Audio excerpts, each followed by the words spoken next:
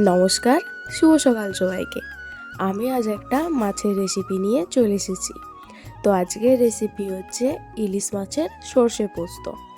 ইলিশ মাছের সর্ষে পোস্ত বানানোর জন্য কি কি উপকরণ লাগছে চলো তোমাদের দেখিয়ে দিই। প্রথমে তো এখানে আমি ইলিশ মাছটাকে ভালোভাবে ধুয়ে তার মধ্যে নুন, হলুদ আর কাশ্মীরি লঙ্কা দিয়ে মাখিয়ে নেব। দেন এখানে 1 চামচ কালো সর্ষে, 1 চামচ সাদা সর্ষে আর 1 চামচ পোস্ত দিয়ে আমি এখানে পেস্টটা বানিয়ে রেখেছিলাম।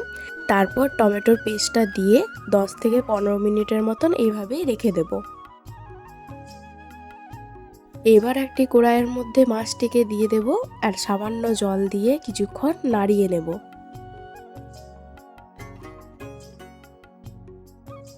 নাড়ানো হয়ে গেলে পরিমাণ মতন জল দিয়ে উপর থেকে সর্ষের তেল দিয়ে 10 মিনিটের মতন ঢাকা দিয়ে দেব।